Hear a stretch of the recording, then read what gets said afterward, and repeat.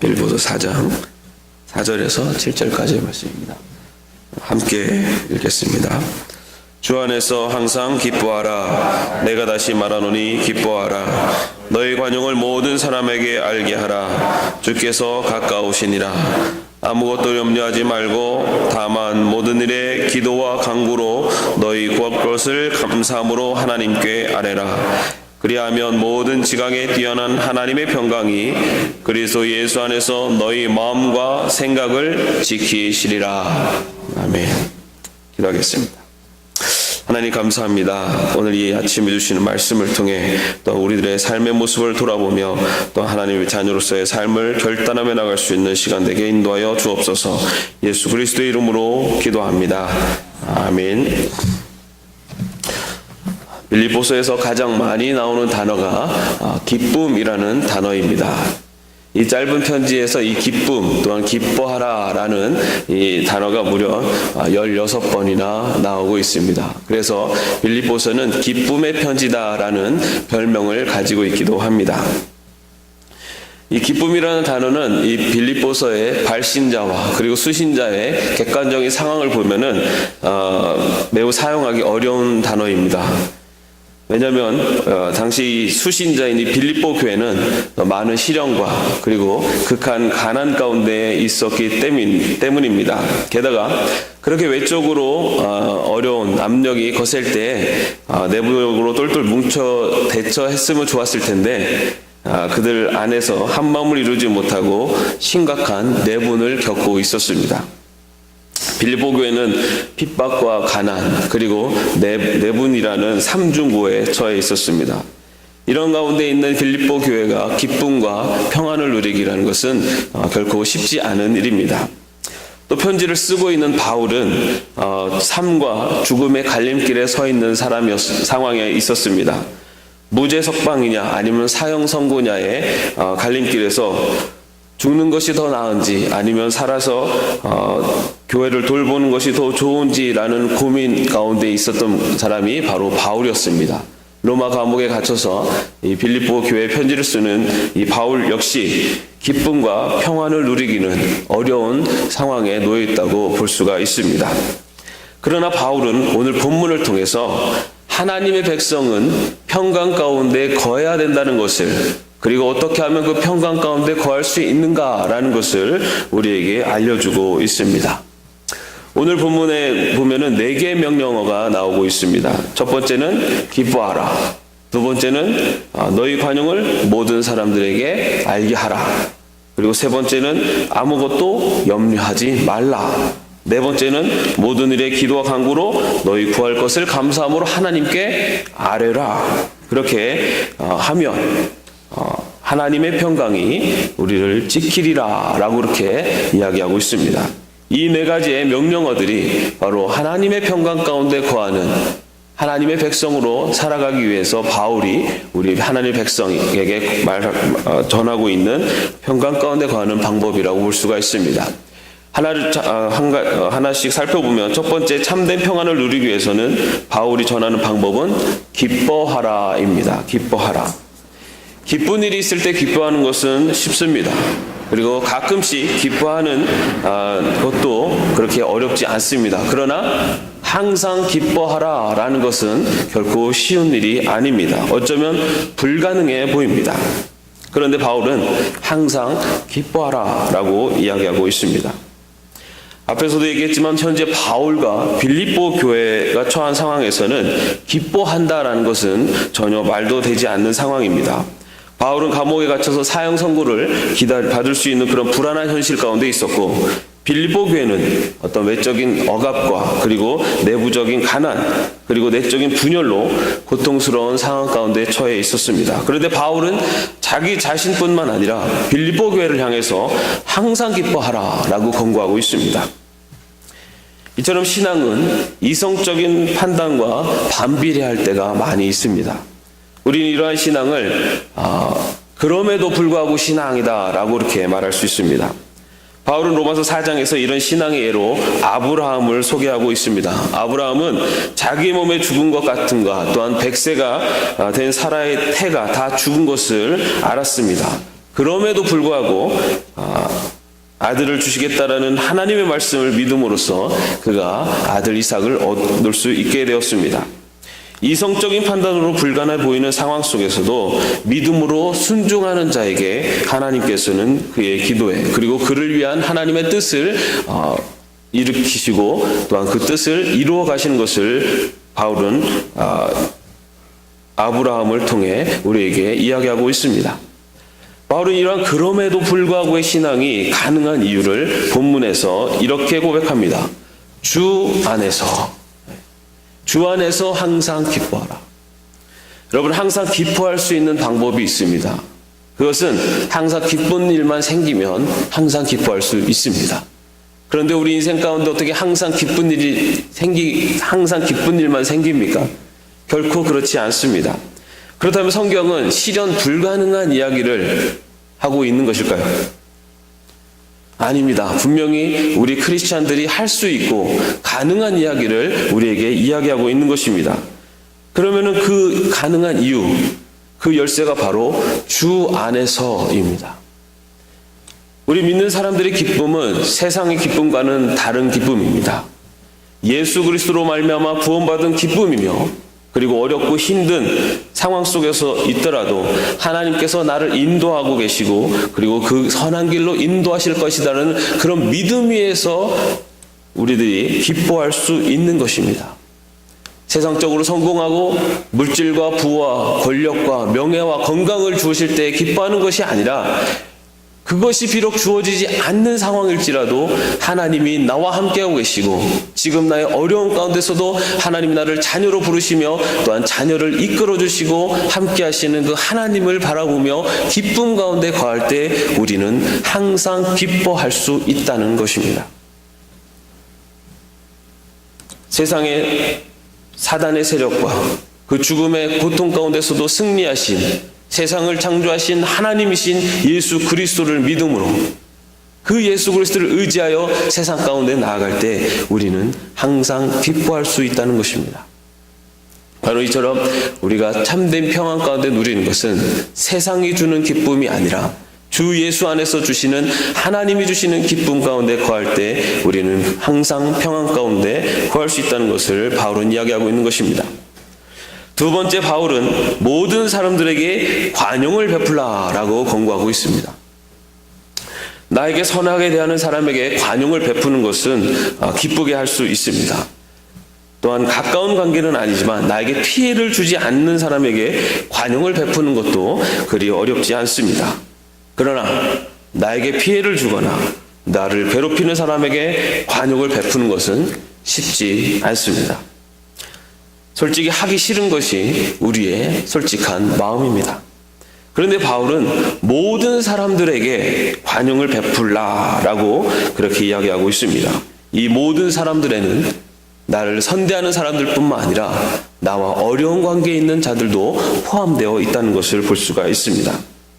이런 말씀은 예수님께서 하셨습니다. 내 원수를 사랑하라. 마음속에 불편한 사람이 있거나 아니면 용서하지 못하는 사람이 있다면 참된 평안을 누리는 것은 쉽지가 않습니다. 우리가 잘 아는 그 화란의 코리텐붐 여사의 일화가 있습니다. 이 코리텐붐 여사는 2차 대전 때 독일의 나치 치하 수용소에서 말할 수 없는 고통과 핍박을 받았습니다. 코리텐붐 여사의 언니는 독일의 수용소에서 나치들의 고문에 못 이겨서 세상을 떠나고 말았습니다. 전쟁이 끝났을 때 코리 여사는 얼마나 독일 사람들을 미워했는지 모릅니다.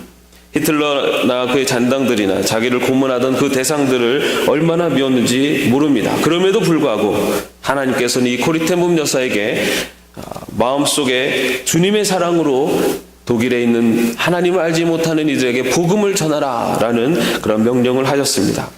코리 여사는 전쟁이 끝난 후 독일의 마을을 찾아다니면서 그리스도의 사랑으로 복음을 전했습니다. 그러던 어느 날 독일의 한 마을에 가서 복음을 전했는데 설교가 끝나고 많은 사람들이 이 코리 여사와 인사하기 위해서 기다리며 줄을 서 있었습니다. 그런데 줄을 서서 기다리며 자기 앞으로 다가오는 얼굴 가운데 뜻밖에도 독일의 그 나치 감옥에서 자기를 고문하던 그 간수를 만나게 되었습니다. 자기를 고문하고 자기 언니의 목숨을 앗아간 그 간수의 얼굴을 보게 되었을 때, 그의 삶 속에 원수를 만나게 되었을 때 코리 여사는 떨리는 그의 마음을 이렇게 고백을 했습니다. 그 순간 내 심장은 얼어붙는 것 같았다. 나는 한마디로 하나님, 저 인간만은 용서할 수가 없습니다 라고 말했다.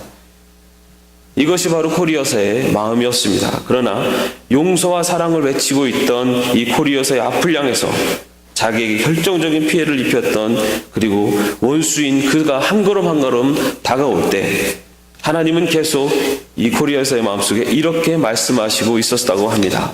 코리야, 용서하거라. 하나님, 저 인간만은 절대 용서할 수 없어요. 용서하거라. 못해요. 이렇게 내적인 싸움을 하고 있는 동안에 그 원수 같은 사람은 벌써 코리 여사 눈앞에까지 왔습니다. 그런데 그 순간 코리 여사의 마음속에 번개같이 스치는 생각이 하나 있었습니다. 그것은 하나님의 음성입니다. 나는 내가 저 사람을 용서할 수 있느냐 없느냐를 묻고 있는 것이 아니라 용서하겠느냐 안 하겠느냐를 묻고 있는 것이다. 용서하라는 것은 나의 명령인데 내 명령 앞에 순종하겠느냐 안 하겠느냐.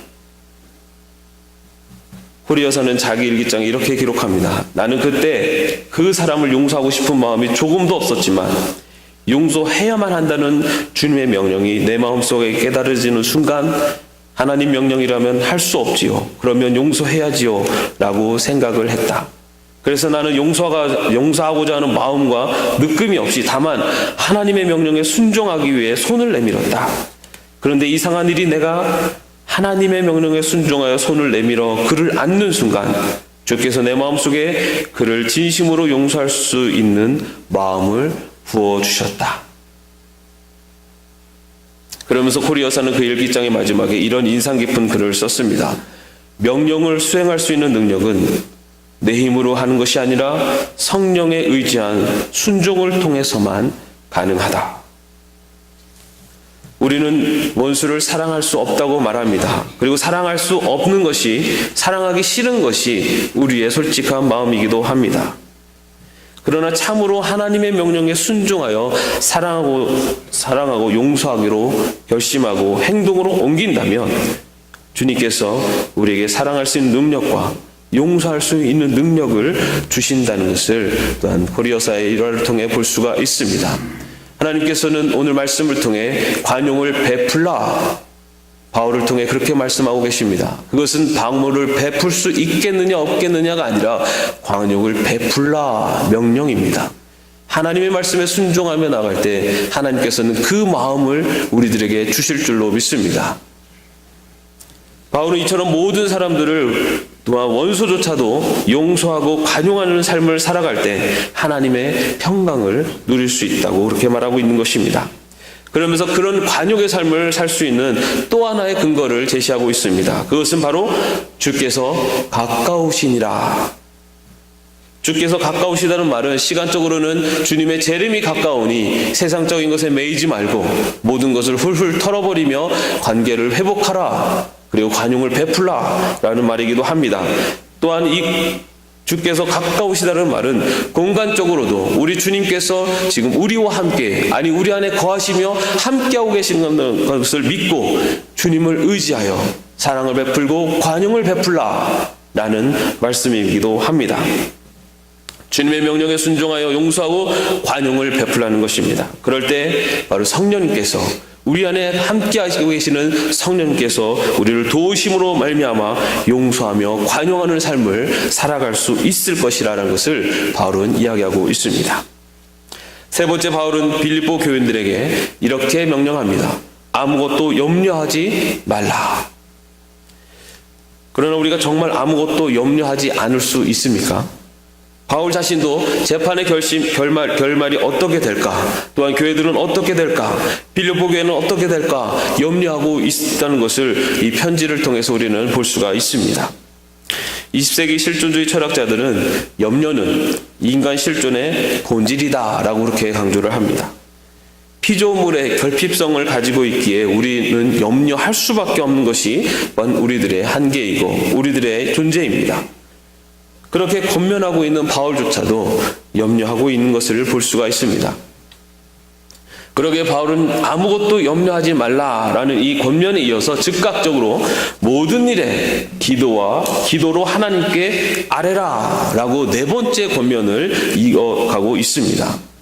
이것은 주 안에 있는 사람들에게 있어서 염려하는 마음이 생길 때 바로 일어나야 되는 삶의 모습은 기도로 전환해야 된다는 것을 말하고 있습니다. 바울은 기도를 강조해서 기도라는 말을 3번이나 반복하고 있습니다. 처음에 나오는 기도라는 말은 하나님과의 대화라는 일반적인 기도의 보편적인 그런 의미를 가지고 말합니다. 두 번째 나오는 이 간구라는 말은 하나님께 구체적인 것들을 요청하는 청원기도, petition을 말합니다. 그리고 세 번째, 너의 구할 것을 구체적으로 명시하여 하나님께 아뢰라 라고 말하고 있습니다. 이처럼 바울은 염려하지 않는 인생을 살기 위해서 아니면 염려하는 일이 생길 때마다 하나님께 구체적으로 기도하라 라고 말하고 있습니다. 하나님께는 너무 어려워서 못 들어주실 것이나 너무 시시해서 안 들어주실 것이 없습니다. 하나님께서는 우리의 모든 기도를 들어주시고 그 기도에 하나님의 방법으로 응답해 주심을 믿습니다. 그렇기 때문에 우리 삶에 어떤 문제와 아니면 걱정, 근심이 생길 때 우리 믿음의 백성들이 쳐야 되는 첫 번째 자세는 하나님 앞에 아뢰는 것인 줄로 믿습니다. 그런데 바울은 그렇게 모든 것을 아뢰며 기도하되 감사함으로 하라라고 그렇게 말하고 있습니다. 이것은 우리가 기도할 때 갖춰야 되는 기본적인 자세라고 볼 수가 있습니다. 감사함으로 기도한다는 것은 크게 두 가지 의미가 있다고 볼 수 있습니다. 먼저는 전능하신 하나님께서 우리의 기도에 응답해 주심을 믿고 이미 받은 것으로 생각하고 감사함으로 기도하라라고도 볼 수 있습니다. 또한 지금까지 하나님께서 인도해 주시고 베풀어 주심에 대해서 생각하고 또한 그에 감사하는 마음으로 기도하라라는 뜻이기도 합니다. 지금까지 하나님께서 나를 얼마나 오묘한 방법으로 인도해 오셨는지, 그리고 우리의 모든 지각을 뛰어넘는 하나님의 인도하심으로 우리를 돌보시며 이끌어 오셨는지를 기억하며 감사하며 또한 그와 같이 나의 삶을 이끌어 가실 것을 믿고 감사하며 기도하라라는 것이 바로 바울이 우리에게 말하는 평안 가운데 거하는 삶의 모습입니다. 이처럼 주 안에서 항상 기뻐하며 나와 함께 하시는 성령님 의지하여 모든 이들에게 관용을 베풀며 하나님께 기도와 간구로 감사함으로 아뢰며 걱정 근심을 넘어서는 삶을 살아갈 때 오늘 7절 말씀에 보면 하나님의 평강이 우리의 마음과 생각을 지켜주실 것이다 라고 바울은 말하고 있습니다. 그래서 지키다라는 동사는 군사용어로서 외적으로부터 성을 지킨다라는 그런 뜻을 포함하고 있습니다. 다시 말해서 우리들의 마음과 생각을 어떤 슬픔이나 근심이나 욕심이나 교만과 같이 우리의 내적 평강을 위협하는 모든 공격으로부터 하나님의 평강이, 하나님이 주시는 평강이 우리를 지켜주실 것이다 라고 말하고 있는 것입니다. 주 안에서 항상 기뻐하는 삶을 사는 저와 여러분이 되시기를 바랍니다. 다시 오실 주님을 기대하며 이웃에게 관용을 베푸는 저와 여러분이 되시기를 바랍니다. 걱정, 근심 모두 내려놓고 기도와 간구로 감사함으로 하나님께 나아가는 우리 모두가 되시기를 바랍니다.